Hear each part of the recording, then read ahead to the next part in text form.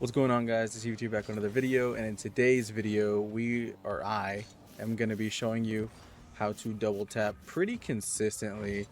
um, it's basically a remake of the tutorial that I had made before, um, but I'm a lot more consistent now, so hopefully this goes a lot better. Real quick, if you are new here, my name is Deceived. I make Rocket League videos. I also have a variety channel, which the link will be in the description. I would appreciate if you go subscribe. My first video is up. The next one should be out Wednesday-ish. I also have a Discord down in the description that you can join, talk to me, have a chance to play with me. Um, just stuff like that. But without further ado, we are going to hop into this tutorial. Okay?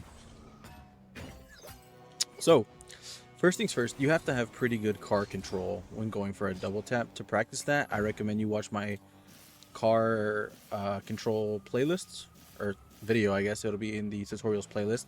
But basically, it's doing this, right? You go inside the net, outside the net, and you work on using your air roll to get you across the map. I mean, you can go side, right, and then work on fixing it.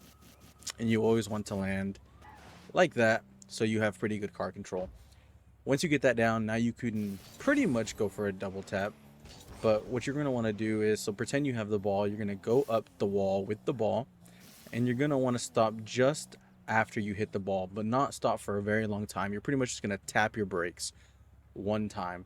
So you're going to go up, hit the ball, tap a brake, jump, flip into the ball, and then get the double tap read. You can practice this in free play just by simply getting comfortable with going up right here, tap, jump, and start going towards the net that you want to score in. That is how I first learned. That's the easiest thing for me. To add the ball, it'll look something like this. So you're going to hit it, tap a break, and then of course you're going to be able to go closer to the ball. You don't want the ball to come off too far from the wall. Just about there is pretty good because you're able to flip into it still, and then you can line yourself up for the double tap. So to put it simply, you want to get like a light tap, something like that. That way you can have control over the ball, right? If you hit it too far, you won't be able to catch back up, especially in game where you don't have unlimited boost. But if you're only practicing in free play, you have unlimited boost, and you just want to get comfortable with that. Once you can get that, hitting the ball towards that back wall consistently, then you can work on focusing on getting the double tap and actually learning how to read the ball off the bounce. But I definitely recommend just doing this a couple times and getting really comfortable with that, because that, in my opinion, is probably the hardest part of a double tap, is getting a good touch like that. Another key thing to focus on is where I am hitting the ball to throw it to the back wall. I'm not hitting it in the middle, I'm not hitting it on the top. It's sort of, if you think about the ball in three parts, right? I'm hitting it on the lower third. That is where you're going to want to be hitting the ball. It'll give it a little bit of height and a lot of forward movement, and that's exactly what you want when going for a double tap. If you hit it anywhere else, right, like let's say I hit it middle, it's not going to go as high, it's just going to go straight, right? And if I hit the top of the ball, it's going to go downward, right? And that's not what we want. We want the ball to stay up with us so we can get the read. After that, though, you want to tap, flip into it, get it towards the back wall. Then you can work on just doing this. You don't need air roll to double tap. Really the only thing you need air roll for is correcting yourself after flipping right here.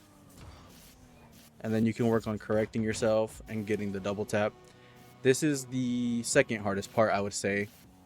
Reading the bounces are pretty easy. There is Bacchus mod plugins that can help with that as well.